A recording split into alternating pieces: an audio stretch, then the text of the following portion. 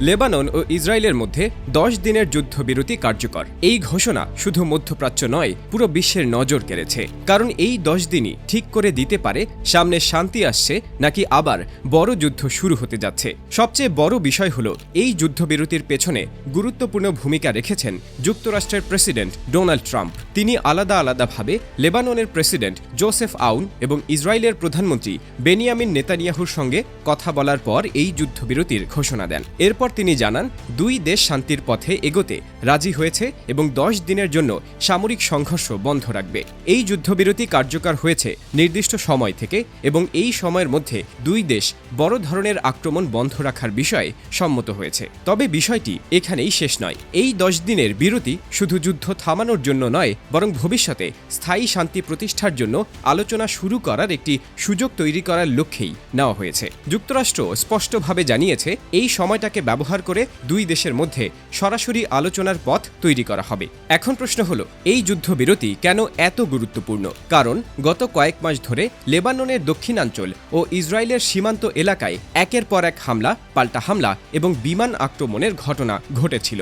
এতে হাজার হাজার মানুষ ক্ষতিগ্রস্ত হয়েছে এবং বহু মানুষ ঘরবাড়ি ছেড়ে অন্য জায়গায় আশ্রয় নিতে বাধ্য হয়েছে। পরিস্থিতি এমন পর্যায়ে পৌঁছেছিল যে আন্তর্জাতিক মহল আশঙ্কা করছিল এই সংঘাত বড় আঞ্চলিক যুদ্ধে রূপ নিতে পারে। ঠিক তখনই যুক্তরাষ্ট্রের মধ্যস্থতায় এই যুদ্ধবিরতির ঘোষণা আসে, যা সাময়িক হলেও উত্তেজনা কমাতে বড় ভূমিকা রাখছে।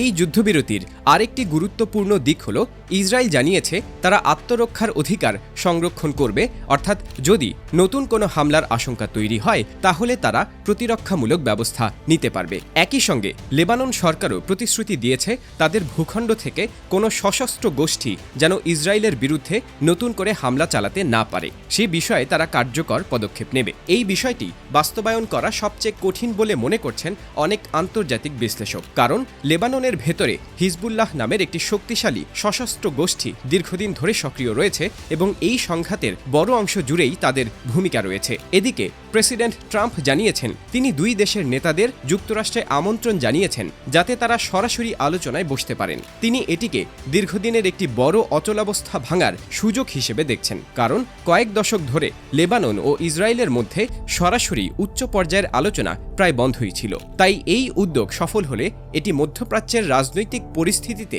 বড় পরিবর্তন আনতে পারে। তবে সবকিছুর মধ্যেও কিছু অনিশ্চয়তা রয়ে গেছে।